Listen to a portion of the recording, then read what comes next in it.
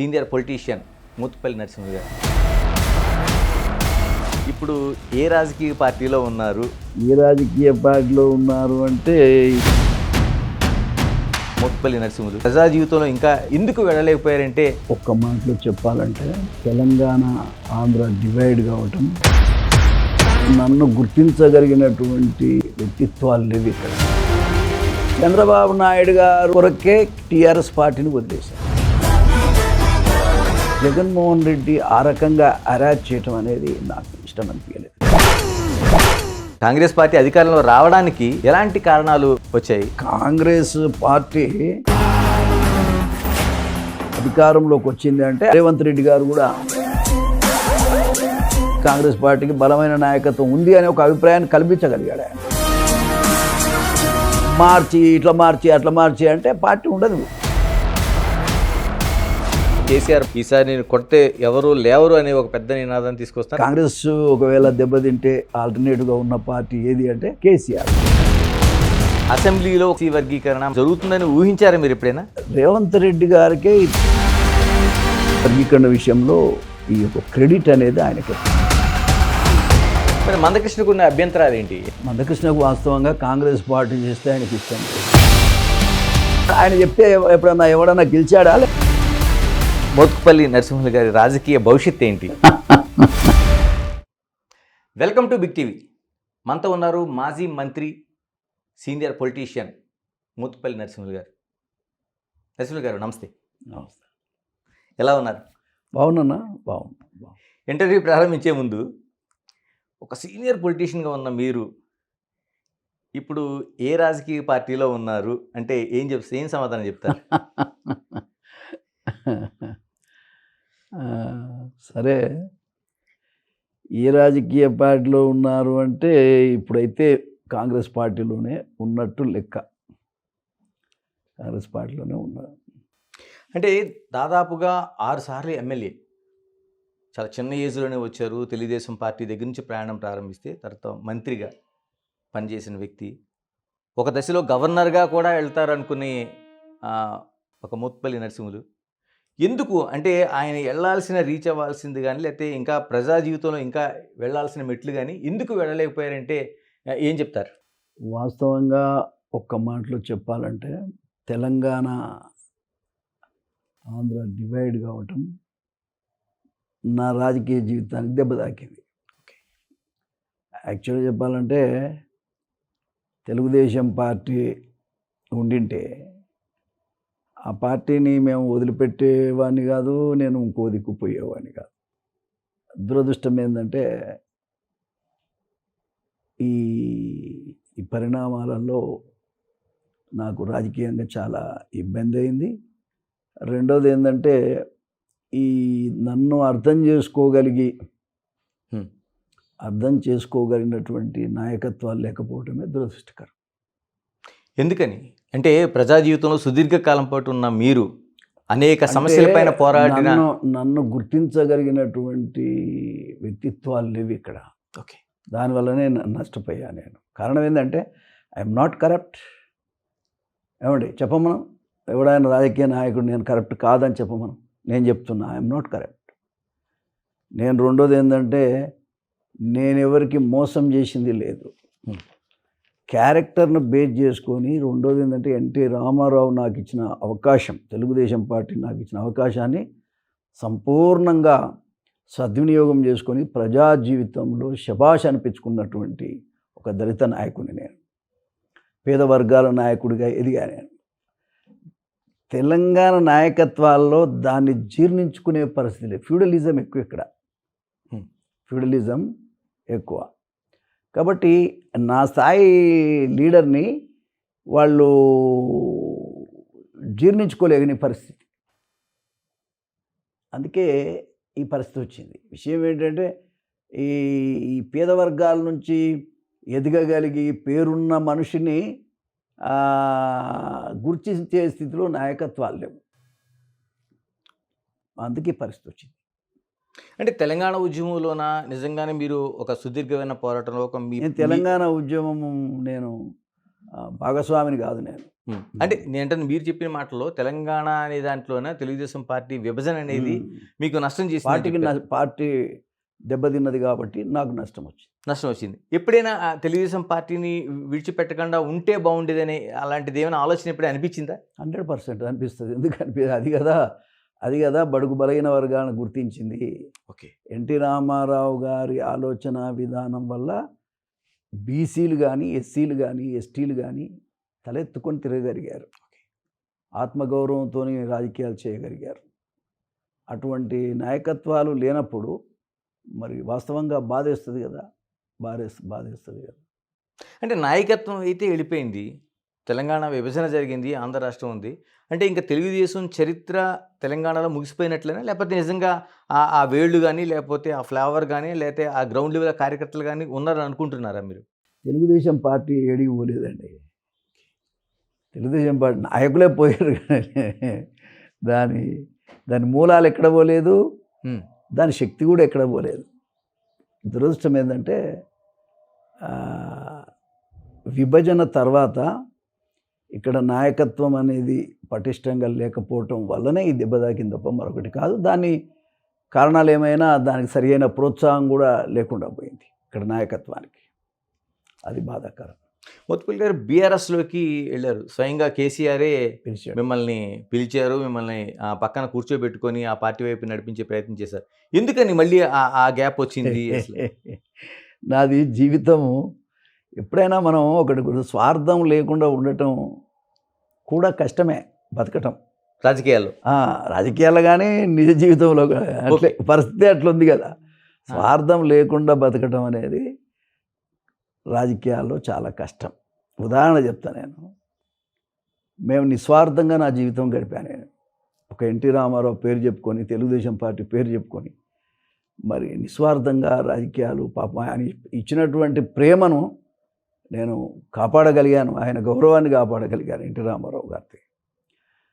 ఇక పరిస్థితి ఏమిటంటే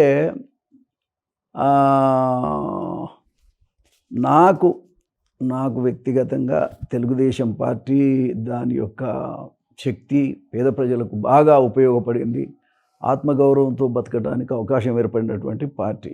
అయితే నా విషయంలో ఈ బీఆర్ఎస్ పార్టీలో చేరటం అంటే పాపం చంద్రశేఖరరావు గారు నాకేమీ పార్టీని విడిపోయేంత ఇబ్బంది ఏం పెట్టలే నన్ను.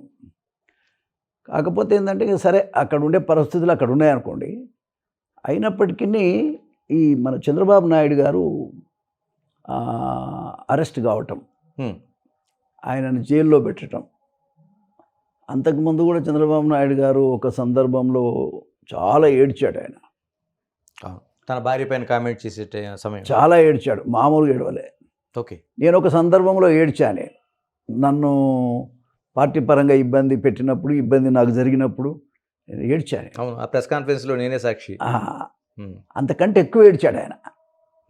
ఏడ్చాడు. 40 ఏళ్ళు ఆ పార్టీని పట్టుకొని ఉన్నటువంటి వ్యక్తిగా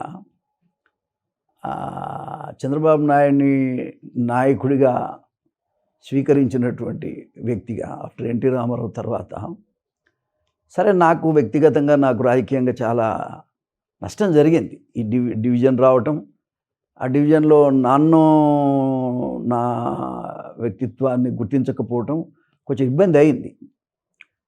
అయినప్పటికీ చాలా బాధపడ్డాను నేను ఆ ఇష్యూలో. అయినప్పటికీ ఆయన జైలుకు పోవటం, ఆయన ఎక్కి ఏడవటం నాకు చాలా బాధ. నేను ఏడ్చిన. ఆయన ఏడ్చిన రోజున అసెంబ్లీలో అదే అమ్మగారిని ఏదో అంటే చంద్రబాబు నాయుడు స్వయంగా ఏడవటం, ఆయన మామూలుగా కాదు, ఎక్కి ఏడ్చాడు. ప్రెస్ కాన్ఫరెన్స్లో కూడా ఆయన ఎక్కి ఏడ్చాడు. ఎంతైనా ఆ స్నేహం అనుకో, ఆ బంధుత్వం అనుకో, ఆ బంధం అనుకో, అది నా మనసు కదిలిచ్చేసింది. ఎందుకంటే నేను శక్తిగల్లోనే, నేను ఏదైనా మనం భుజం అడ్డం పెడితే ఆయన కొంచెం మేలవుతుందేమో అనేటువంటి అభిప్రాయానికి వచ్చాను నేను. రెండోది ఏందో ఒకరోజు దోమలు గరుస్తున్నాయని, ఆయనను చంపే అవకాశం ఉందని జైల్లో ఇట్లాంటి న్యూస్ అంతా బయటకు వచ్చింది. జైల్లో చంపే అవకాశం ఉంది, అంతకుముందు ఎవరో చచ్చారని, జైల్లో ఉన్నవాడు. మరి ఈ పరిస్థితులన్నీ చూస్తూ ఉట్టిగా కూర్చోవాలంటే నాకు మనసు ఒప్పలే. కారణం ఏంటంటే అటాచ్మెంటే, ఒక మాటలో చెప్పాలంటే. అదర్వైజ్ నాకేమి వేరే ఇదేం లేదు, కేవలం అటాచ్మెంటు ఉన్న అనుబంధం. చంద్రబాబు నాయుడు గారు కూడా కష్టపోతూ 24 గంటలు పనిచేసే మనిషి. ఇక ఆయన క్రిమినల్ కాదు, కాకపోతే వ్యక్తిగతంగా మనకు కొన్ని ఇబ్బందులు జరగవచ్చు. కానీ జగన్మోహన్ రెడ్డి ఆ రకంగా అరాచ్ చేయటం అనేది నాకు ఇష్టం అనిపించలేదు. ఇష్టం అనిపించకపోగా చాలా బాధేసింది. రెండోది ఏంటంటే, మరి మనము ఆయనను విడిపించాలనేటువంటి దాంట్లో ఉండాలి, ఆయనకు సపోర్టుగా మనం నిలబడాలి. ఈ టైంలోనే మన మానవత్వం ఏందనేది కూడా మనం చెప్పగలగాలి. ఎందుకంటే రాజకీయాలు చేసేది, ఇప్పుడు ఎవరైనా కష్టాల్లో ఉంటే ఆ కష్టంలో మనం అంతకుముందు కలిసి ఉన్న స్నేహితులుగానైనా ఆయనకు అండగా ఉండాల్సిన అవసరం కూడా ఉందిగా. మానసికంగామైనటువంటి ఎవరికి ఉండదో లేదో నాకు తెలియదు. నేను ఇప్పటికీ ఎన్టీ రామారావు గారు రోజుకు 100 సార్లు గుర్తు చేసుకుంటాను.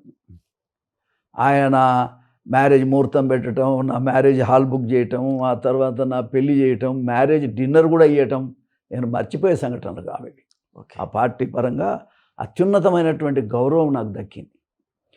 మరి ఆ పార్టీకి సంబంధించిన నాయకుడు చంద్రబాబు నాయుడు గారు అంత బాధపడుతుంటే మరి ఎంతమంది వచ్చారు? మీరు కూడా కలిసి ప్రయాణం చేశారు ఆయనతో? అదేంటండి, భలే ఉన్నావు. చాలా కాలం ప్రయాణం చేశాను కదా, డివిజన్ వచ్చేదాకా ప్రయాణం చేశారు. అటువంటి నాయకుడిని అరెస్ట్ చేయటం, జైల్లో పెట్టడం, ఆయన బాధపడటం, ఆయన ఏడవటం, ఇవన్నీ చూసినాక ఏ వ్యక్తి కూడా అంత మాత్రం కొంత ఆ పార్టీతో ఉన్న సన్నిహితం ఉన్నోడికి ఎవడు కూడా బాధపడకుండా ఉండలేడు.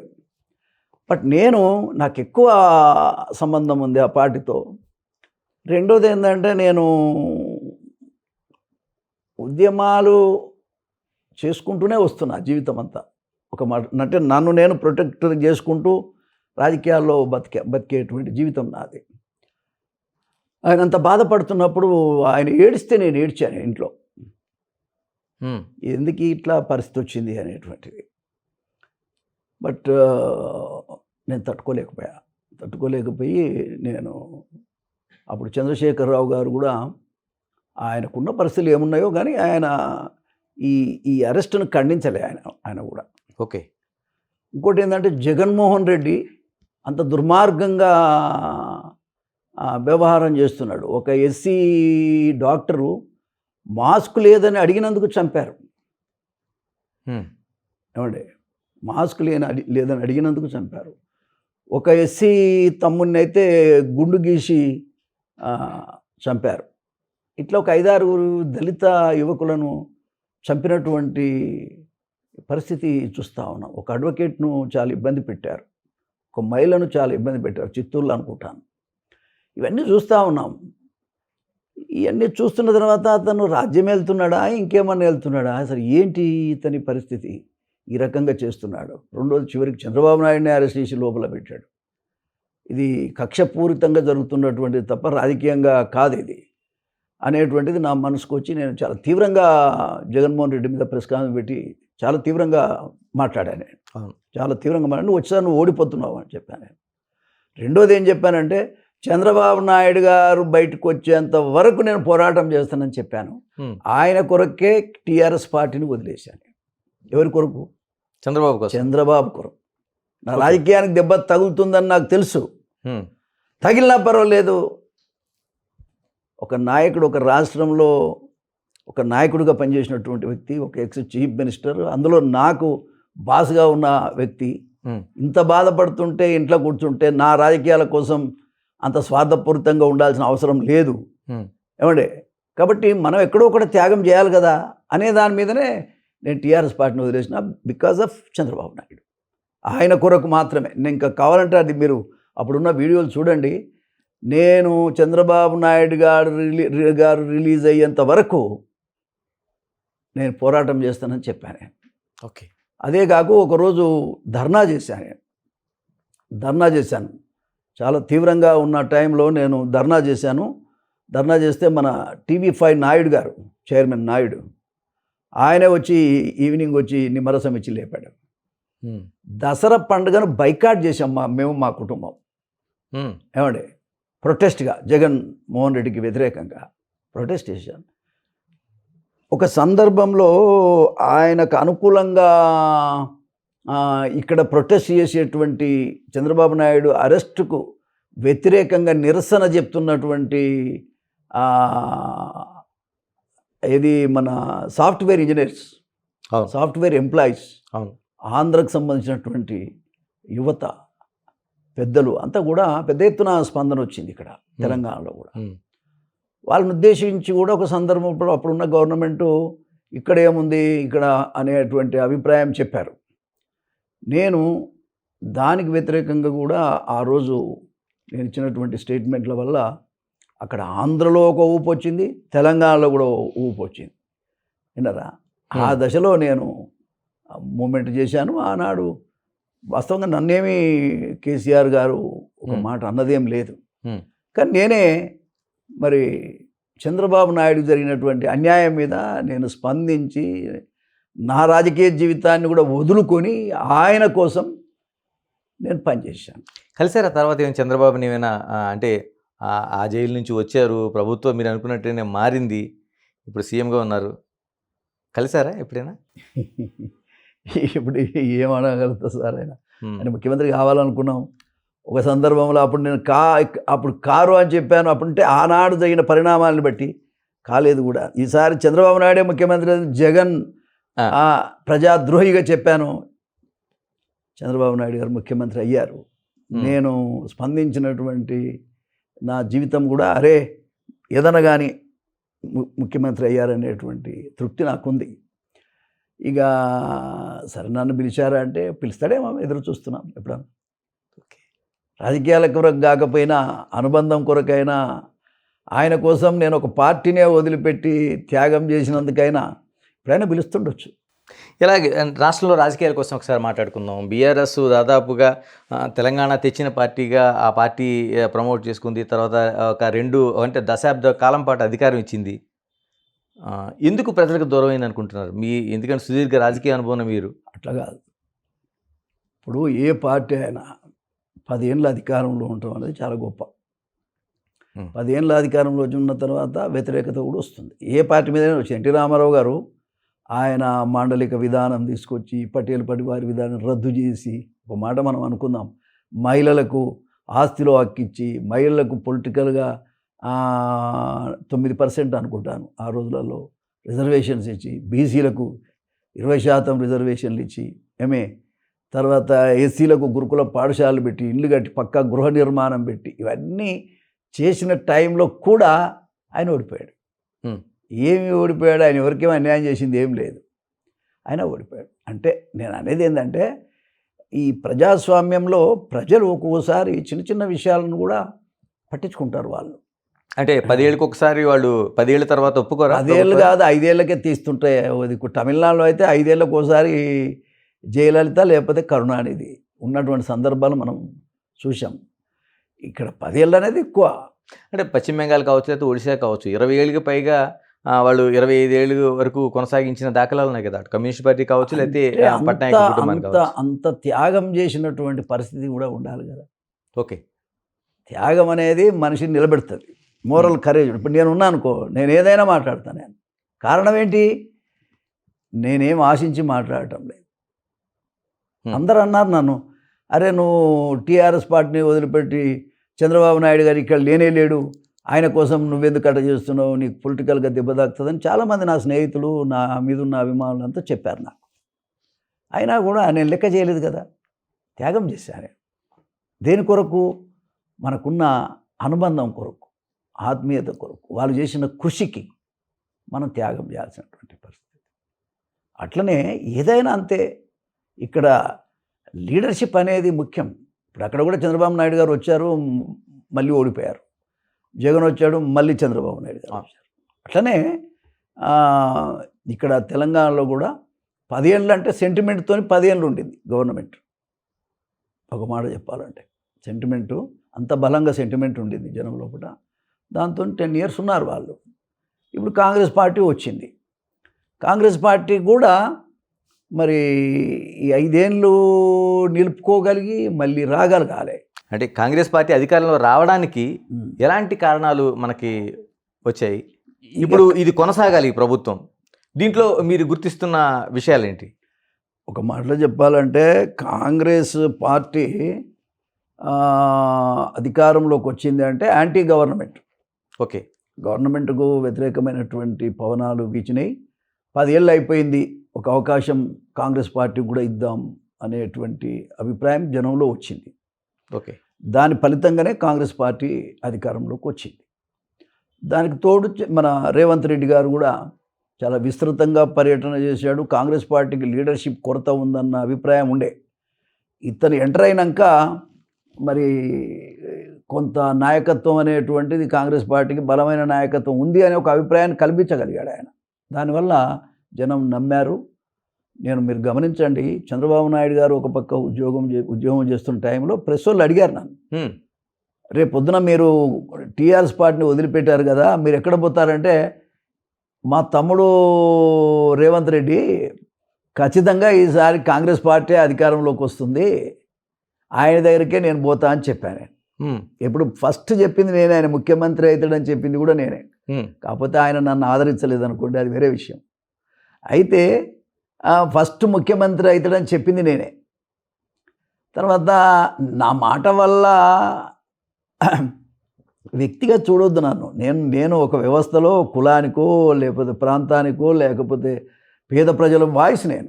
అటు అసెంబ్లీలో కానీ 40 సంవత్సరాలు.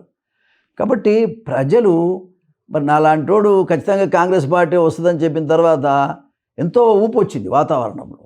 ఎంతోమంది నాకు ఫోన్లు చేసి ఈ మాట ఇట్లనే మాట్లాడు సార్ అనేటువంటి సందర్భాలు ఉన్నాయి. ఏదేమైనా అధికారంలోకి రావటానికి గల కారణం యాంటీ గవర్నమెంట్. 10 ఏళ్ల తర్వాత ఖచ్చితంగా యాంటీ గవర్నమెంట్ అనేది ఏర్పడటం సహజం. ప్రజల్లో ఒపీనియన్ చేంజ్ అవుతుంది.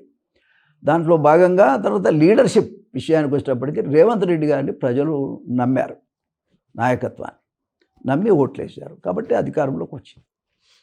ఇలా జరుగుతున్న పరిపాలన చూస్తున్నారు, ఏమనిపిస్తుంది? కాంగ్రెస్ పాలనలోన మీకు ప్లస్ ఆర్ మైనస్? అసలు కాంగ్రెస్ పార్టీ అధికారంలోకి వచ్చిన సంతోషమే. కానీ కాంగ్రెస్ పార్టీని అంటే అంతకుముందు అంటే మాకు సంబంధమే లేదు కాంగ్రెస్ పార్టీ, తెలుగుదేశం పార్టీలో మేము ఉన్నాం. ఆ పార్టీ ఉన్నదే గట్టుంటుందనే ఒక అభిప్రాయం ఉండేది. పెద్ద పట్టించుకున్నటువంటి దాఖలాలు కూడా లేవు. కానీ ఇప్పుడు మనం ఆ పార్టీలో ఉండి చూస్తున్నా నేను, పార్టీలో ఒక హైకమాండ్లో కానీ ఇక్కడ కూడా కానీ ఒక రివ్యూ లేదు. ఓకే. ఒక రివ్యూ లేదు. మంచి ఏంది, చెడు ఏంది ఆలోచన చేయగలిగే. ఇప్పుడు ఇన్ని రోజులు అయింది, ఇంత పెద్ద మనిషిని 6 సార్లు గెలిచాను, ఒక దళిత నాయకుడు అంటే పట్టుకొని అసలు ఎంతో గౌరవించాల్సినటువంటి అవసరం ఉంది. పార్టీకి లబ్ధి తీసుకోవాల్సినటువంటి అవసరం ఉంది. కానీ రైట్, ఏదన్నా పొరపాటు జరిగితే కూడా దాన్ని సరి చేసుకోవాల్సిన అవసరం ఉంది, నాది కానీ పార్టీ పరంగా కానీ. ఇంతవరకు కనీసం పిలిచి మాట్లాడినోడే లేడు. ఉదాహరణ చెప్తున్నాను నేను, పిలిచి మాట్లాడినోడు లేడు. కారణం ఏంటంటే పార్టీ మీద ఎవరికి ఆ పార్టీ బతకాలనే అభిప్రాయం ఉంటే కదా. ఇప్పుడు అదే టీఆర్ఎస్ పార్టీ, తెలుగుదేశం పార్టీ ఇవైతే అరే ఎవరైనా ఎవరికి బాధపడుతుండొచ్చు, ఎవరికి అన్యాయం జరిగి ఉండొచ్చు అని రివ్యూ చేసుకుంటారు వాళ్ళు లోకల్గా. ఈ పార్టీలో ఇదేమో నేషనల్ పార్టీ, ఇది హైకమాండ్ ఏమో ఢిల్లీలో ఉంటుంది. వాళ్ళను కొంతమంది మిస్గైడ్ చేయటం వల్ల వాళ్ళు మిస్గైడ్ అయ్యే అవకాశం ఉంది. ఆ రకంగా జరిగిన పరిణామాలలో ఇవాళ పార్టీ కొట్టుమిట్టాడుతుంది. పార్టీ అసలు డిసిప్లిన్ కొరత ఉంది పార్టీలో. ఓకే. డిసిప్లిన్ లేదు, క్రమశిక్షణ లేదు. క్రమశిక్షణ ఉంటే ఎవరికి వాళ్ళే ప్రకటన చేయరుగా, ఎవరికి వాళ్ళే ప్రకటన చేయరు. ఇప్పుడు నిన్న ఇదేంటి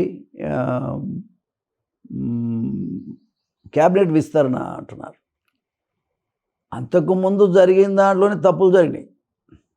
అంతకుముందు టికెట్ల పంపిణీలో తప్పులు జరిగినాయి. జనం ఎట్లొస్తారంటే ఆ పార్టీని మీద వ్యతిరేకత ఉంటే పార్టీ కోటేస్తారు, వ్యక్తులు ఎవరైనా చూడరు. ఇప్పుడు వ్యక్తులను చూస్తే వచ్చిన మనుషులు కాదు, పార్టీని చూసి గెలిచింది, నాయకత్వం వహించింది రేవంత్ రెడ్డి. దాంట్లో 1-2 పర్సనాలిటీస్ కూడా ఉన్నాయి, మంచి పర్సనాలిటీసే ఉన్నాయి. కానీ మరి ఆ పర్సనాలిటీ విషయంలో కూడా ఈ బహునాయకత్వం వల్ల ఎవరు కూడా ఇంకొకరికి అంటే సంప్రదించుకోవాలి, మాట్లాడుకోవాలనేటువంటి సాంప్రదాయం తక్కువ ఉంది ఆ పార్టీలో. అంటే మీరేమంటారంటే బహునాయకత్వం కాకుండా ఒక సింగిల్ లీడర్షిప్ ఒక మాట వెళ్ళాలంటారా? ఏంటి మీ ఆలోచన? బహునాయకత్వం అంటే ఇంటర్నల్ డెమోక్రసీ ఉండాలి. ఓకే. ఇంటర్నల్ డెమోక్రసీ ఉండకుంటే ఎట్లా? కాకపోతే హైకమాండ్ అయినోని కానోని పైన ఎంకరేజ్ చేస్తే ఇక్కడ లీడర్షిప్ ఉన్నోనికి ఇబ్బంది అవుతుంది కదా. ఓకే. ఇప్పుడు రేవంత్ రెడ్డి గారు వాస్తవంగా ఎవరికి ఇవ్వాలి? రేవంత్ రెడ్డిగా ఆయనకు గనక అధికారం ఆయనకే ఉంటే ఈ పేర్లన్నీ రావు. ఒక్కొక్క ఇంట్లో ఇద్దరిద్దరు ఎమ్మెల్యేలు ఇచ్చారండి. ఎవరు ఇచ్చారు? ఎట్లా ఇస్తారు? అది రేవంత్ రెడ్డి అయితే ఒప్పుకోడు నాకు తెలిసి. ఒక్కొక్క ఇంట్లో ఇద్దరిద్దరు ఎమ్మెల్యేలు ఏ పార్టీలో ఉంటుందా? ఏ పార్టీలోనన్నా ఉండదు. ఏ పార్టీలో ఈ సాంప్రదాయం లేదు. ఒక ఇంట్లో ఇద్దరు ఎమ్మెల్యేలు అండి. ఇప్పుడు ఒక ఇంట్లో ఇద్దరు ఎమ్మెల్యేలు కాదు, ముగ్గురు ఏమండి, ఇద్దరు ఎమ్మెల్యేలు, ఒక ఎంపీ. ఇట్లా ఉండే పద్ధతి ఏ పార్టీలో ఉంది చెప్పండి? ఏ పార్టీలో లేదు. కాబట్టి పార్టీ ఎప్పుడైతే అధికారంలోకి వచ్చిందో ఇవన్నీ కూడా ప్రజలు చూస్తున్నారు కదా. అరే వీళ్ళ ఇక్కడ డిసిప్లిన్ లేదు, పేద ప్రజలకు ఇక్కడ వాయిస్ లేదు, పేద ప్రజలకు ఇక్కడ అవకాశం లేదు. 43 మంది ఒకే కమ్యూనిటీకి టికెట్లు ఇస్తారా ఎవరన్నా? మనం అనుకుందాం చెప్పండి. దానివల్ల ఏమైంది? లీడర్కి ఇబ్బంది అయింది. ఓకే. ఉండని రేవంత్ రెడ్డి లీడరు, ప్రజలు ఒప్పుకున్నారు, అది వేరే విషయం. కానీ ఆర్గనైజేషన్లో కూడా, వ్యవస్థలో కూడా ఒక పద్ధతి ఉండాలి కదా. ఆ పద్ధతిగా చేయడానికి రేవంత్ రెడ్డి గారికి పూర్తి అధికారాలు లేవు. ఓకే. ఉండాలంటారు మీరు? ఉండాలి. 100% రేవంత్ రెడ్డికే ఉండాలి 5 ఏళ్ళు. తర్వాత మంచి కానీ చెడు కానీ. ఓకే. రేవంత్ రెడ్డి వల్ల నాకేం మేలు జరగలే, కానీ ఉండే పద్ధతి చెప్తున్నా. పార్టీ కోసం చెప్తున్నా. పార్టీ నిలబడాలి కదా. ఆ పార్టీలో మనం ఉన్నాం, పార్టీ నిలబడాలి కదా. కాబట్టి పార్టీలో డిసిప్లిన్ లేదు, ఆయనకు సంపూర్ణమైన అధికారం లేదు. సంపూర్ణమైన అధికారాన్ని ఇచ్చి ఆయన మీద కూడా ఖచ్చితంగా ఒక నిఘా ఉండాలి, కాదని నేను చెప్పను. ఇప్పుడు మీనాక్షి గారు వచ్చారు, వాళ్ళు ఇచ్చే రిపోర్ట్ని బట్టి పిలుచుకొని మాట్లాడుకోవాలి. ఈయన కూడా పోవాలి, రావాలి. ఇప్పుడు జనరల్గా ఎట్లుంటుందంటే 50 సార్లు పోయిండు రేవంత్ రెడ్డి అనేది పత్రికల్లో చూస్తున్నాం, టీవీలలో చూస్తున్నాం. ఎక్కడ? ఢిల్లీకి. ఏమనుకుంటారు ప్రజలు? ఏమనుకుంటారు? అరే ఏ ముఖ్యమంత్రి అయినా పొద్దున్న లేచి ఆ ఢిల్లీకే పోతున్నా అంటే. ఇంతకుముందు కూడా ముఖ్యమంత్రులు, కాంగ్రెస్ ముఖ్యమంత్రులను అదే మాట మీద ఓడగొట్టారు. ఏమంటే ఒక రాజశేఖర రెడ్డి ఒక్కడే అటు హైకమాండ్ను కంట్రోల్ చేయగలిగిండు, ఇటు స్టేట్ పార్టీని కంట్రోల్ చేసినటువంటి వ్యక్తి ఒక్క రాజశేఖర రెడ్డి కాంగ్రెస్ పార్టీలో. ఎవరు కూడా చేయలేదు. కాబట్టి రేవంత్ రెడ్డి కూడా ఆ స్టైల్లో నడుపుతాడని అనుకున్నాం. కానీ పరిస్థితులు చూస్తే, టికెట్ల పంపినప్పుడు చూసినా, ఇప్పుడు క్యాబినెట్ విస్తరణ విషయం చూస్తే ఎవరు చూసినా నాకే వస్తుంది అంటున్నారు. ఓకే. ఆల్రెడీ అధికారంలో ఉన్న కుటుంబాలే మళ్ళీ అధికారం మాకు కావాలని అడుగుతున్నారు. మరి పేద ప్రజలంతా ఇక్కడ ఓట్లేసి గెలిపించిన పేద ప్రజల సంగతి ఏంది? వాళ్ళని ఎవరు గౌరవించాలి, ఎవరు రెస్పెక్ట్ చేయాలి చెప్పండి? ఎంతవరకు న్యాయం ఇది? కాబట్టి ఖచ్చితంగా బీసీ, ఎస్సీ, ఎస్టీ, మైనార్టీ వర్గాలకే మంత్రి పదవులలో చోటు ఉండాలి. కనీసం అప్పుడు జరిగిన పొరపాట్లు ఏం జరిగినా అవి పక్కన పెట్టి ఇప్పుడన్నా పార్టీ ఆ విధంగా పోతే రేపు భవిష్యత్తు ఉంది పార్టీకి. ఓకే. పూర్తి అధికారం రేవంత్ రెడ్డికే ఇవ్వాలనేది నా అభిప్రాయం. 5 ఏళ్ళు ఇదేదో మార్చి ఇట్లా మార్చి అట్లా మార్చి అంటే పార్టీ ఉండదు. ఏదో గతంలో లాగా సోనియా గాంధీ వచ్చినాక ముఖ్యమంత్రులను మార్చే పద్ధతి కూడా పాపం ఆమె పెట్టుకోలేదు. గొప్ప విషయం. సోనియా గాంధీ రాహుల్ కూడా ఒక మాట కట్టుబడి ఉన్న మనిషి, తెలంగాణ ఇవ్వాలనుకుంటే ఇచ్చిన మనిషి, మా నాయకురాలు.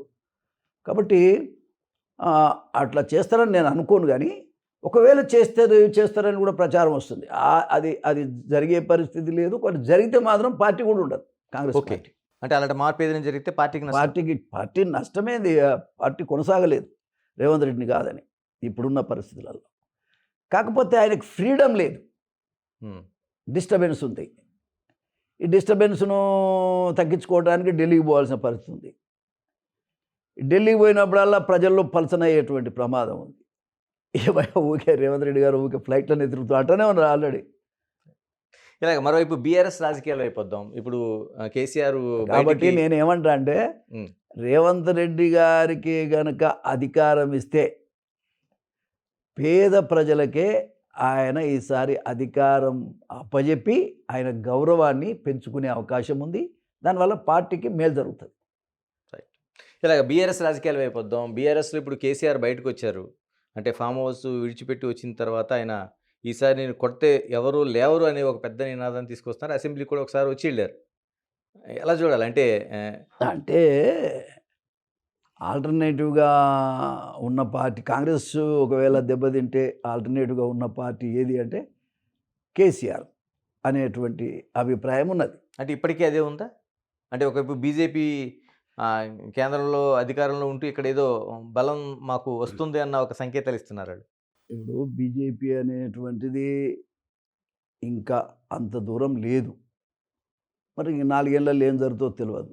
బట్ ఇవాళ యాజ్ ఇట్ ఈజ్ ఉన్న పరిస్థితుల్లో అయితే నాకు తెలిసినంత వరకు ఖచ్చితంగా మరి బీఆర్ఎస్ పార్టీ అనేటువంటిది జనంలో ఉన్నటువంటి వాడుక. కాబట్టి ఇంకా టైం ఉన్నది కదా. న్యాచురల్గా ప్రతిపక్ష పార్టీ వాళ్ళు ఎవరు చూసినా మేమే గెలుస్తామంటారు కదా.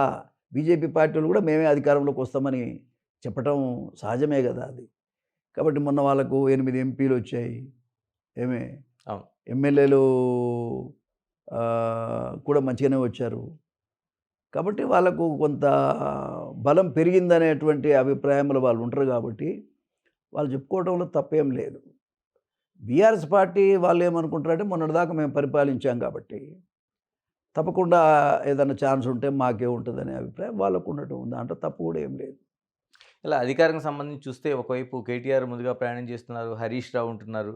అంటే మళ్ళీ కేసీఆర్ని ముందుకు తీసుకొచ్చి ఆ ప్రయాణం జరిగే అవకాశం ఉందా? లేకపోతే ఏమైనా ఈ కొత్త లీడర్స్ని పెట్టే అవకాశం ఏమైనా కనిపిస్తుందా? కేసీఆర్ బ్రతికున్నంత కాలం ఆయన ఏం కాదనరు వాళ్ళు. హరీష్ రావు ఎటు పోడు, కేటీఆర్ ఎక్కడ పోడు, వాళ్ళ కుటుంబ సభ్యులు కూడా ఎవరు ఎక్కడ పోరు. వాళ్ళంతా కలిసే ఉంటారు, కలిసే రాజకీయం చేస్తారు వాళ్ళు. మరోవైపు అసెంబ్లీలో ఉండే చర్చల కోసం మాట్లాడదు. ఎందుకంటే 6 సార్లు ఎమ్మెల్యేగా మీరున్నారు సుదీర్ఘకాలంగా పాటు. అప్పటికి ఇప్పటికీ పోలికని కాదు, కానీ ఇప్పుడుండే ఆ చర్చలు కావచ్చు, లేకపోతే మాటల తీరు కావచ్చు, ఏమనిపిస్తుంది మీలాంటి సీనియర్లకి? చాలా గలీజ్ ఉందండి. నేను బహుశా 40 ఏళ్ళ నా రాజకీయ జీవితంలో దగ్గర 30 ఏళ్ళు ఎమ్మెల్యేగా ఉన్నా. అసలు 30 ఏళ్ళు ఎమ్మెల్యేగా ఉండటం కాకుండా చర్చ చేస్తే ప్రతిపక్ష పార్టీ వాళ్ళు మాట్లాడితే అధికార పార్టీలో ఉన్న వాళ్ళు సరదాగా దాన్ని స్వీకరించి క్రిటిసిజాన్ని ఆన్సర్ చేసినటువంటి సందర్భాలను నేను చూశాను. ఒక మాట ఒకవేళ ఎవరైనా తప్పు మాట్లాడినా ఏదో రకంగా సరిచేసేటువంటి పరిస్థితులను కూడా చూశాను. కానీ ఇప్పుడు ఏముందండి, నువ్వెంతరా అంటే నువ్వెంతరా అన్న అభిప్రాయం ఏముంది తప్ప సరైన పద్ధతి లేదు. ప్రతిపక్ష పార్టీ మాట్లాడకుండా చెయ్యాలనేది అధికార పార్టీని ఇరకాటంలో పెట్టాలనేది ప్రతిపక్ష పార్టీ అట్లా కనపడుతున్నాయి. అది కరెక్ట్ కాదు.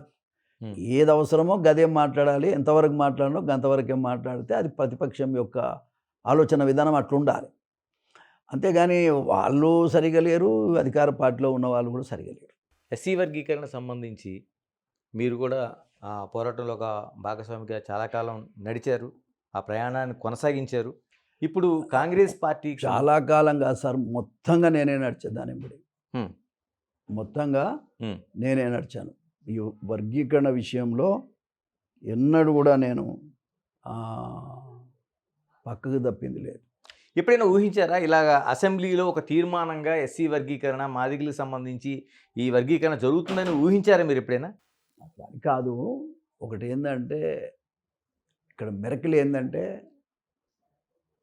సుప్రీంకోర్టు జడ్జిమెంట్ ఇవ్వటం. అవును, పార్లమెంట్లో కాలేదు, ఇంకా పార్లమెంట్లో కాలే. అవును, సుప్రీంకోర్టు జడ్జిమెంటు ఆ రకంగా ఇస్తారని అయితే నేను ఊహించలేదు, ఉన్నమాట చెప్పాలంటే.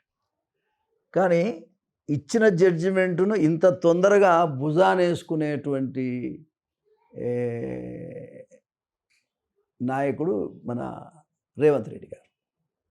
భారతదేశంలో ఇప్పుడు ఏ స్టేట్లో కూడా స్పందన రాలేదు. అవును. ఈ గవర్నమెంట్ కూడా ముందుకు వచ్చి సరే ఆల్రెడీ కొనసాగుతున్న స్టేట్స్ ఉన్నాయి, పంజాబ్ ఉన్నది, హర్యానా ఉన్నది, తమిళనాడు ఉంది.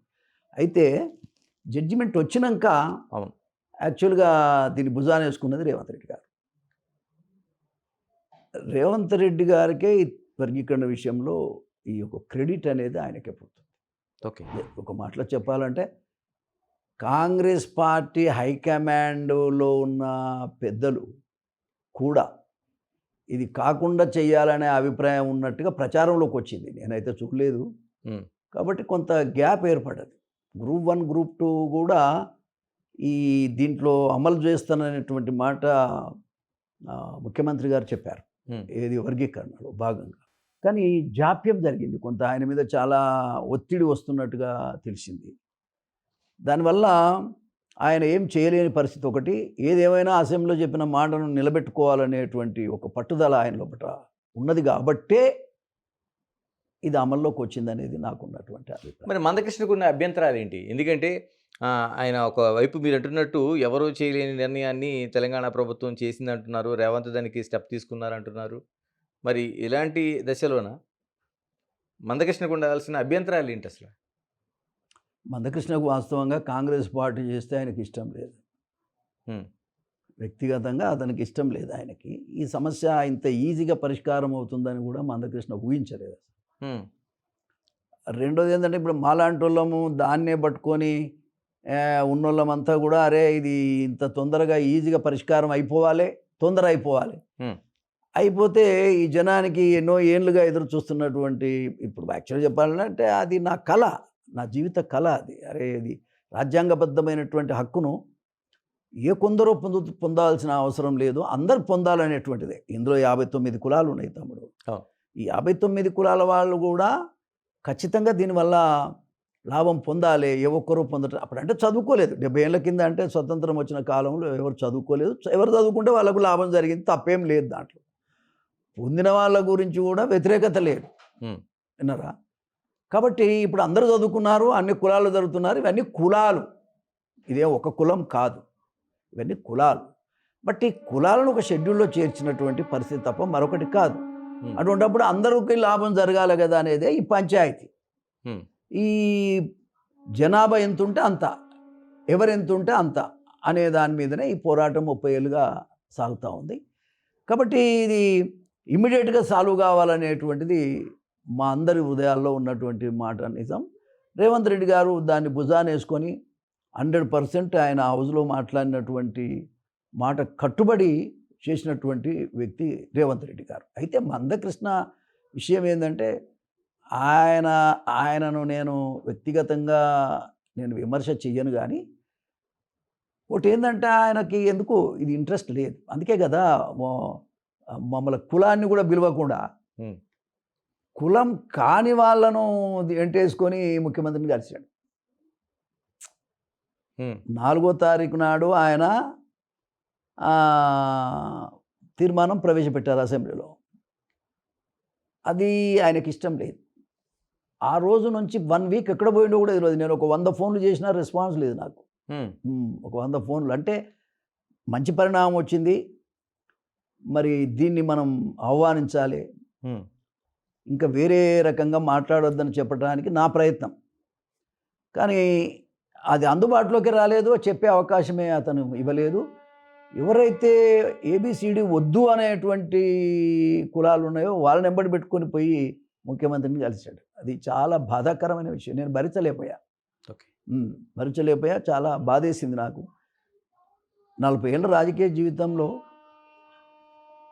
నేను మందకృష్ణని ఇట్లాంటి ఉద్యమం అసలు ఈ జాతిని ఎట్లా పైకి తీసుకురావాలి, వీళ్ళకి గుర్తింపు పెట్టరావాలి, ఎన్టీ రామారావు దయ వల్లనైతే అన్ని రకాలుగా మనకు అవకాశం ఉంది, దీన్ని బాగా వృద్ధిలోకి తీసుకురావాలనేటువంటి ఒక ఆతృత నేను యువకుడిగా నాకు మనసులో ఉన్నటువంటి పరిస్థితుల్లో ఈ అబ్బాయి నాకు కలిశాడు. కలిసినప్పుడు అతన్ని నేను ఏ పరిస్థితుల్లో కూడా మనకు నాయకత్వం లేదు, నాయకత్వం ఉండాలంటే ఖచ్చితంగా ఆర్గనైజేషన్ పరంగా మనం పెంచాలి, కులపరంగా నాయకులను పెంచాలని ఈ కృష్ణని ముందర పెట్టాం. ఈ కృష్ణని ముందర పెట్టడమే కాదు, అడుగున అతనికి ఏ ఆపద వచ్చినా అతనికి ఎన్ని ప్రాబ్లమ్స్ వచ్చినా, ఈయన ఎవరిని ఇబ్బంది పెట్టినా ఇవన్నీ కూడా సాల్వ్ చేసుకుంటా వెనక ఉన్నదే నేను. మీరు మీరు చూడండి, జైలుకు పోతే ఎవడన్నా మాట్లాడా? వారం రోజులైనా ఎవడు కనీసం బయటకు వచ్చి ఒక మాట మాట్లాడలే. కృష్ణమాదిగ జైల్లో ఉంటే మొత్తం నా జాతి మొత్తం జైల్లో ఉన్నట్టుగా బాధపడ్డా నేను. ఆయన కూతురు అంకుల్ నా మ్యారేజ్ ఫిక్స్ అయింది, డాడీని తీసుకుపోయి జైలు వేశారన్నప్పుడు నేను ఏడ్చాను. నేను ఇంట్లో ఏడ్చింది కాదు, అంబేద్కర్ సాక్షిగా అంబేద్కర్ విగ్రహం దగ్గర ఏమండి ఏడ్చి అప్పుడున్న ప్రభుత్వాన్ని వెంటనే కృష్ణను విడుదల చేయాలి, ఏదో చంపుతారని ఓ ప్రచారం వచ్చింది, జైల్లోనే చంపేస్తారట కృష్ణ అనేది ఓ ప్రచారం వస్తే, అట్లాంటిది కనుక జరిగితే చాలా తీవ్రంగా ఉంటుంది, ఏ పరిస్థితుల్లో కూడా కృష్ణను వదిలిపెట్టాలని నేను గవర్నమెంట్ మీద ఒత్తిడి చేసి ఒక రోజంతా పోలీస్ స్టేషన్లో ఉన్నాను. పోలీసు వాళ్ళు అరెస్ట్ చేశారు అక్కడ. అట్లాంటి ఇన్సిడెంట్స్ ఎన్నో ఉన్నాయి. ఈయనను కృష్ణమాదిగా ఆమె నిరాహారదీక్ష చేశాడు. చేస్తే జనరల్గా పోలీసు వాళ్ళు అరెస్ట్ చేస్తారు కదా, ఆ అరెస్ట్ చేసేటువంటి క్రమంలో ఈయన పరిగెత్తుకొని పోయి ఎక్కడో దాక్కున్నాడు ఆయన. ఆ తర్వాత ఆయన అనుచరులు ఒక 20-30 మందిని 3 నెలలు నా ఇంట్లో పెట్టుకొని కాపాడాను నేను, 3 months. ఏమండి ఇదంతా పోంగా ఏ వ్యక్తులైతే ఇవాళ ఈ ఉద్యమం సాల్వ్ కావటానికి, ఈ 30 ఏళ్ళు అది నిలబడటానికి చాలామందికి ఇప్పుడున్న జనరేషన్ కొంతమందికి తెలియదు. ఇది ఉద్యమం నిలబడటానికి ఎవరు కాదు, 3 బిడ్డలు వాళ్ళు ఈ మందకృష్ణ చెప్పినటువంటి మాటలు విని పెట్రోల్ పోసుకొని కాల్చుకొని చచ్చారు గాంధీ భవన్లో. తమ్ముడు ఎవరైనా కాల్చుకుంటారా? మీరు చెప్పండి, ఎవరైనా కాల్చుకుంటారా? ప్రాణం ఇస్తారా ఎవరైనా? మలమల మాడి మషై ఈ జాతి కోసం వాళ్ళు బలైపోయినరు, బలిపీఠం ఎక్కినరు. ఇవాళ ఈ 30 ఏళ్ళు ఈ ఉద్యమం నిలబడటానికి ఎవరు కాదు, కృష్ణతోనేమవుతుందండి? కానీ ఇష్యూ ఏమిటంటే వాళ్ళు బలైపోయిన దానికి ఆ రోజు నేను హాస్పిటల్లో ఉంటే వాళ్ళు కాలిపోయి హాస్పిటల్ తీసుకొస్తే హాస్పిటల్ నేను పోయాను. పోతే వాళ్ళు బగ్గున మండుతున్నారు కృష్ణ మీద, వాళ్ళ కుటుంబ సభ్యులు కానీ ఆ బస్తీ వాళ్ళు కానీ ప్రజలు. అటువంటి సందర్భాన్ని కూడా నేను ఓదార్చి, అట్లా కాదు, ఇట్లా జాతి కోసం వాళ్ళు బలైపోయారు, తరతరాలు వాళ్ళ పేరును మాదిగ జాతి మర్చిపోదు, మాదిగ జాతి బతికున్నంతకాలం వీళ్ళను మర్చిపోదు. కారణాలు ఏమైనా దీనికి మీరు దయచేసి శాంతంగా ఉండాలని చెప్తే అప్పుడు వచ్చాడు కృష్ణ. అక్కడికి వచ్చే పరిస్థితి లేదు. అటువంటి ఇన్సిడెంట్లలో కూడా నేను ఉండి ఈ ఉద్యమాన్ని నడిపినవాడిని నేను. కాకపోతే మేము రాజకీయ పార్టీలలో ఉన్నాం, ఒక సోషల్ వర్కర్ లాగా ఉండాలని కృష్ణని పెట్టాం. మేము అందరం ఉంటేనే ఆ జనం వస్తారు, ఆ వ్యవహారం వస్తుంది. అర్థమైందా? మేము అందరం ఎవరం లేకపోతే ఆయన ఒక్కడే ఉంటాడు. ఆయన జనబలం లేదు ఆయనకి. చాలామంది ఏమనుకుంటాడు, కృష్ణమ్మడి ఊరేగుతున్నారా అనుకుంటారు. అది కేవలం నామమాత్రమే, అంతేనంటారు. అంతే. ఆయన చెప్తే ఎప్పుడన్నా ఎవడన్నా గెలిచాడా, లేకపోతే ఏదన్నా పార్టీకి మేలైందా చెప్పు నాకు? ఎంత కాదు, నామమాత్రమే. మేము పెట్టినటువంటి మనిషి ఆయన. కానీ మరి అంటే ఇన్ని వేల మంది ఆయన కూడా ప్రయాణం చేయడానికి కులమే. ఇప్పుడు అట్లా అనుకుంటే ఆయన పోటీ చేశాడు 3 సార్లు, మరి మాదిగో లోట్లు వేశారా చెప్పండి? వేయలేదు కదా. అంటే మాదిగల ఓట్లతోనే విజయం, అది వేరు. అది వేరు. కనీసం మాదిగోళ్ళని వేయాలిగా, మాదిగోళ్ళనే వేయాలి కదా, వేయలేదు కదా. ఎందుకు అంటే అతను is not a leader, is only మేమందరం పెట్టినటువంటి ఒక సోషల్ వర్కర్ మట్టుకే, అంతే. Is not a leader. ఇప్పటి నుంచి ఏమన్నా వేరే పార్టీలలో చేరు, లేకపోతే ఆయన ఒక పార్టీ పెట్టుకొని ఎదిగితే నేను కాదన్నాను. కానీ ఇప్పటిదాకా మేము కన్సిడర్ చేసేది అతన్ని ఒక సోషల్ వర్కర్గానే మేము కన్సిడర్ చేసాం.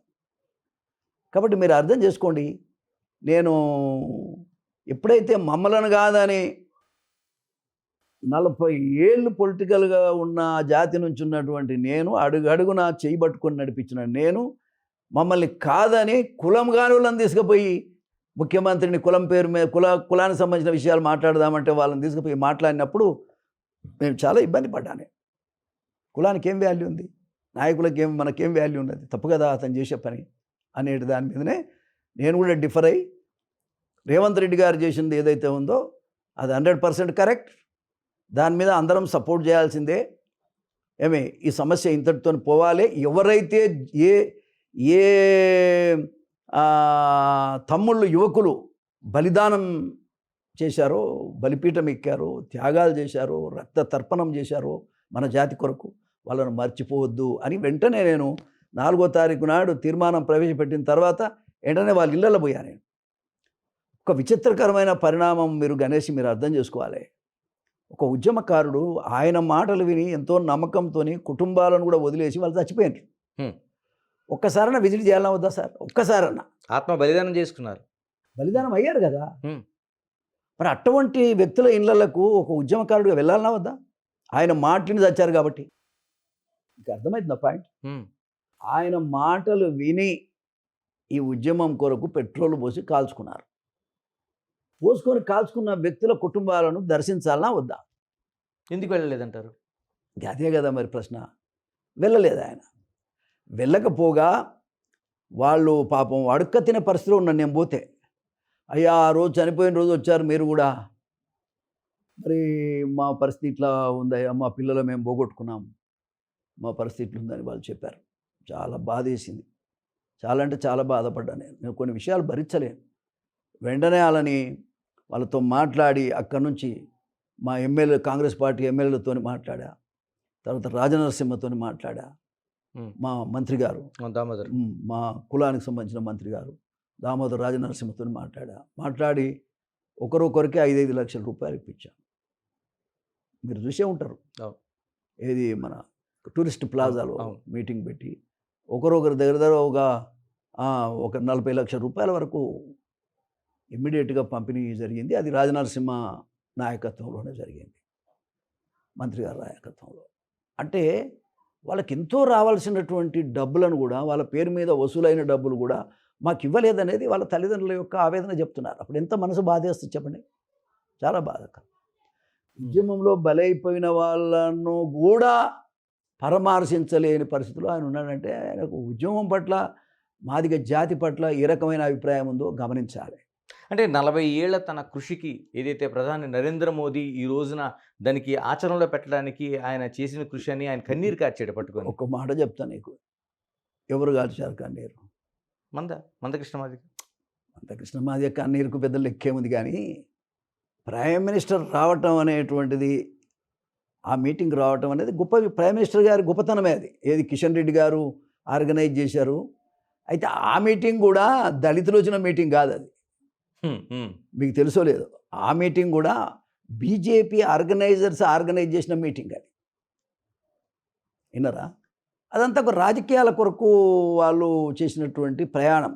అయితే దాన్ని కూడా నేనేం తప్పుపట్టాం. అంటే బీజేపీ ఓన్ చేసుకుంటుంది ఇప్పుడు మా కృషి ఫలితంగానే ఈ రోజున వర్గీకరణ బిల్లు తెలంగాణ అసెంబ్లీలో కావచ్చు, అయితే సుప్రీంకోర్టు తీర్పు అంత తొందరగా రావడానికి గల కారణం ఉంటుంది. నేను మాట చెప్తా, కారణాలు ఏమైనా సెంట్రల్ గవర్నమెంటు సుప్రీంకోర్టులో పాజిటివ్ అఫిడవిట్ ఇచ్చింది. ఓకే, అందుకు నరేంద్ర మోడీ గారికి, కిషన్ రెడ్డి గారికి కూడా నేను ధన్యవాదాలు తెలియజేస్తాను. దాంట్లో మనకు వేరే అభిప్రాయం లేదు. కులపరంగా జరిగిన న్యాయం కదా, ఇందులో రాజకీయాలు ఎందుకు? మనకు ఎవరు మన కులానికి న్యాయం చేస్తే, ఏ పద్ధతిలో చేస్తే వాళ్ళందరికీ ధన్యవాదాలు చెప్పాల్సిందే. మనం అన్ని కులాల వాళ్ళు కూడా ఒప్పుకొని ఉద్యమానికి సపోర్ట్ చేసినటువంటి ఉద్యమం ఏదైనా ఉంటే అది మాదిగల ఉద్యమం, దండోరా ఉద్యమం. కారణం ఏంటి అంటే, అరే వీళ్ళకి అన్యాయం జరిగింది, 70 సంవత్సరాలకు అన్యాయం జరిగింది అనేది అన్ని కులాల వాళ్ళు గమనించారు. అందరి సపోర్ట్ ఉన్నది, అన్ని రాజకీయ పార్టీల సపోర్ట్ ఉంది. ఈవెన్ టీఆర్ఎస్ పార్టీ కూడా ఆనాడు మన్మోహన్ సింగ్ గారి గవర్నమెంట్కు ఈడ రెజల్యూషన్ పాస్ చేశారు. కేసీఆర్ కూడా ఒకసారి పోయి మన్మోహన్ సింగ్ను కూడా కలిశాడు, వారికి కూడా ధన్యవాదాలు. ఇప్పుడు అడుగడుగున అందరూ సపోర్ట్ చేశారండి. ఫైనల్గా కేంద్ర ప్రభుత్వం చేసే తప్ప ఇది కాదు సార్. ఇది అంటే పార్లమెంట్లో జరగాలి, పార్లమెంట్లో రెజల్యూషన్ పాస్ చేసి పార్లమెంట్లో చట్టం తీసుకొస్తే తప్ప ఇది సాధ్యం కాదు. కానీ అదృష్టం ఏంటంటే, కారణాలు ఏమైనా ఈ పంజాబ్ గవర్నమెంట్ ఉంది కదా, వాళ్ళు వేసినటువంటి పిటిషన్ ఏదైతే ఏబిసిడి వర్గీకరణ జరగాలని వాళ్ళు చేసినటువంటి పోరాటంలో భాగంగా అందరూ ఇంప్లీడ్ అయ్యారు. ఏమండి, దాన్ని దృష్టిలో పెట్టుకొని కేంద్ర ప్రభుత్వం కూడా పాజిటివ్గా అఫిడవిట్ ఇచ్చింది. దానివల్ల సెంట్రల్ గవర్నమెంట్ నుంచి వాళ్ళు పాజిటివ్గా ఉంటే మనకు మేలు అవుతుంది కదా సార్, న్యాచురల్గా. దాన్ని అయినా సరే మరి ఇక్కడ చాలా కాలం నుంచి ఇక్కడ 30 ఏళ్ళుగా పోరాటం జరుగుతూ ఉన్నది కాబట్టి రేవంత్ రెడ్డి కూడా తెలుసు కాబట్టి ఆయన తొందరగా స్పందించగలిగిండు. స్పందించి కూడా ఇలా ఆయన అమలు చేయగలిగిండు. చాలా సంతోషం. ఇలా ఏపీ పరిస్థితి ఏంటి? ఎందుకంటే చంద్రబాబు నాయుడు ముందు నుంచి కూడా వర్గీకరణకి ఆయన సపోర్ట్ చేస్తూనే వచ్చాడు. ఇప్పుడు ఏపీలో చేస్తాడు కదా, ఆయన చేస్తానని అంటుండు కదా, చేస్తానని చెప్తున్నాడు. ఆయన మీద నమ్మకం ఉంది. ఎందుకంటే ఇంతకుముందు చేసింది ఆయనే. ఆయన చేసిన కృషి వల్లనే ఆ వర్గీకరణ అనేది అమల్లోకి వచ్చింది. కొంతకాలం 4 సంవత్సరాలు అనుభవించారు మాదిగలు. తద్వారా చాలా మేలు జరిగింది. ఇప్పుడు కూడా ఆయన 100% చేస్తాడనే నమ్మకం. అంటే నమ్మకం ఏముంది, మన తీర్మానం కూడా పెట్టారు. అయితే దాంట్లో ఏదో రోస్టర్ పద్ధతి ఏదేదో చెప్తున్నారు. అవన్నీ అవసరం లేదు. ఇక్కడ తెలంగాణ ఎట్లా జరిగిందో అట్లా చేస్తే చాలా మంచిది. ఎందుకంటే ఎల్లకాలం మనమే ఉండం కదా. కాబట్టి మరి ప్రజల్లో కూడా కన్ఫ్యూజన్ లేకుండా జనాభా ప్రాతిపదిక మీద ఎవరి షేర్ ఎంత ఉంటే ఆ షేరు వాళ్ళకి ఇచ్చేయాల్సినటువంటి అవసరం ఉంది. అయితే ఏదో రోస్టర్ పద్ధతిలో చేస్తున్నారనేదో గడబడి జరుగుతుంది అక్కడ. అది వింటా ఉన్నా నేను. ముఖ్యమంత్రి గారు కూడా చంద్రబాబు నాయుడు గారు గతంలో ఆయన చేసిన పద్ధతి చేయటమే మంచిది. గతంలో వారే చేశారు కదా. వారు చేసిన పద్ధతినే ఇలా సుప్రీంకోర్టు కూడా అనుసరించింది. వారు చేసే పద్ధతినే ఇలా తెలంగాణలో కూడా అనుసరించారు. Credit goes to him actually చెప్పాలంటే. చివరిగా చెప్పండి, మోత్కుపల్లి నరసింహులు గారి రాజకీయ భవిష్యత్తు ఏంటి? అంటే ఎలా చూడబోతున్నాం? నేను ఒక మాట చెప్తా తమ్ముడు. నేను ఆశించి పనిచేసేటోని కాదు. ఆశించి పనిచేసి నేను చిన్న వర్గాల నుంచి వచ్చిన. ఈ పేద వర్గాలకి ఈ చిన్న సహకారం. ఇప్పుడు మీరు ఒకటి గమనించండి, మా జిల్లాలో ఉన్న రాజకీయాలు మీకు తెలుసు. మా జిల్లా నల్గొండ జిల్లా అంటేనే అది ఎటువంటి జిల్లా అనేది మీ అందరూ తెలియదు కాదు. ఫ్యూడలిస్టిక్ డిస్టిక్ అది. మరి అటువంటి జిల్లాలో నేను 30 ఏళ్ళు ఎమ్మెల్యేగా ఉండగలిగాను, 6 సార్లు గెలిచానంటే మీరు అర్థం చేసుకోవాలి. కాబట్టి చిన్న ఆరోపణ కూడా లేనటువంటి బతికిన నాయకుడిని నేను. ఒక చిన్న ఆరోపణ నా మీద ఎవడు చేయలేడు, చేసే సాహసం కూడా ఎవడు చేయలేడు. ఎందుకంటే నేను ఎవరి దగ్గరని అన్యాయం చేసినోని కాదు, ఎవరిని ఇబ్బంది పెట్టినోని కాదు. నేను ప్రజలకు సేవ చేసి ప్రజల మన్నలను పొంది ఎంజాయ్ చేసినవాడిని. నేను ప్రజల ప్రేమను అసలు కుప్పలు కుప్పలుగా నా మీద పోసినటువంటి పరిస్థితి. ఇప్పుడు నేను ఇండిపెండెంట్గా కూడా నయా పైసా ఖర్చు కాకుండా గెలిచిన వ్యక్తిని నేను. నయా పైసా ఖర్చు కాకుండా ఇండిపెండెంట్గా కూడా గెలిపించిన ప్రజలు మా ఆలేరు ప్రజలు. మా ఆలేరు ప్రజలు, మా ఆలేరు దేవుళ్ళు వాళ్ళు నన్ను నిలబెట్టారు. ఒక టర్ము తుంగతుర్తి నుంచి కూడా నేను గెలిచాను. మొత్తంగా 6 సార్లు గెలిచాను నేను. నేను అనేది ఏంటంటే, నేను నన్ను కాపాడుకుంటే వాళ్ళకి లాభం, కాపాడుకోకపోతే వాళ్ళకే నష్టం. నాకు పోయేది ఏముంది సార్? నా చరిత్ర నాకుంది. ప్రజలకా పార్టీకా? ఏంటిది? పార్టీకి కానీ ప్రజల పాపం వాళ్ళు నన్ను రిసీవ్ చేసుకోవడం సిద్ధంగా ఉన్నారు. పార్టీలు కదా, పార్టీల పేరు మీద కదా ఇప్పుడు నడిచేది వ్యవహారం అంతా కూడా. కాబట్టి ఒకసారి ఇండిపెండెంట్ కూడా గెలిచాను నేను. అవును. కాబట్టి నేను అనేది ఏంటంటే, పార్టీ అనేటువంటిది కాపాడుకొని నాతో సేవ చేయించగలిగితే నేను జనానికి సేవ చేయడానికే బతుకుతున్నా కదా. నాకు ప్రజలకు పనిచేయడం నాకు అలవాటు. నన్ను ఉత్తగిట్లా కూర్చుని పెడితే న్యాయం కాదు కదా. అది వాళ్ళకే నష్టం. ఎంతమంది కలిస్తే నరసింహులు అవుతారు? ఎంతమంది నాయకులు కలిస్తే నరసింహులు అవుతారండి? చేయమని చూద్దాం. నాకున్న పేరు ఎవరికున్నదో ఒకసారి చూడండి మీరు. అంటే భవిష్యత్తులో అట్లీస్ట్ రాజకీయాలు నరసింహులుగానే చూడండి.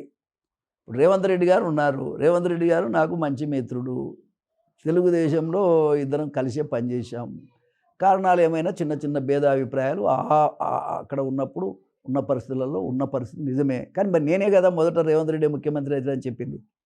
నేనే కదా నాకు టికెట్ రాకపోయినా పార్టీ కోసమే పనిచేసిన కదా. కాబట్టి వాళ్ళు ఆలోచన చేసుకోవాలి. ఇప్పుడు నేనా ఇల్లు తిరిగి అయ్యా నాకేం చేస్తారని అడిగే మనిషిని అయితే కాదు. నాకుండే క్రెడిబిలిటీ నాకుంది. అంబేద్కర్ ఇచ్చినటువంటి మహానుభావులు ఇచ్చినటువంటి శక్తి నాకుంది. ప్రజలు ఇచ్చినటువంటి ఆత్మీయత నాకుంది. తెలంగాణ జిల్లాలను కూడా శాసించగలిగిన శక్తి నాకుంది. కాబట్టి మాదిగ జాతి ఈసారి ఎవరికి ఓటేస్తే వాళ్ళే గెలుస్తారు. అది కూడా చెప్తాను. పోయినసారి కాంగ్రెస్ పార్టీకి ఓటేశారు, గెలిచారు. రాజకీయంగా మాకు న్యాయం జరగకపోతే ఏది చేసినా వేస్టే. మాకు రాజకీయంగా న్యాయం చేయాలి. రాజకీయంగా ఎన్టీ రామారావు గారు ఏ రకమైన స్థాయిలో మమ్మల్ని పెట్టారో, ఈవెన్ రాజశేఖర రెడ్డి గారు కూడా ఏ స్థాయిలో మమ్మల్ని పెట్టారో, ఆ పరిస్థితులలో మరి కాంగ్రెస్ పార్టీ కూడా పెట్టవలసినటువంటి అవసరం ఉంది. మాదిగలకు ఎమ్మెల్యే స్థానంలో మాకు న్యాయం జరగలే. 5 ఎమ్మెల్యేలు, మాదిగ ఎమ్మెల్యేలు. ఏమండి, మరి 12 రావాల్సిన దగ్గర 5 ఇచ్చారు. పార్లమెంట్లో ఒక్క సీటు కూడా మాకు అలాట్ చేయలేదు. నేను ఏడ్చాను. నేను ధర్నా చేశాను మా ఇంట్లో. ఏమండి, ఒక రోజంతా ధర్నా చేశాను, తిండి తిప్పలు లేకుండా. రెండోది ఏంటంటే, మరి సమాజంలో మేము ఉన్నాము, మా ఓట్లతో మీరు గెలుస్తున్నారు.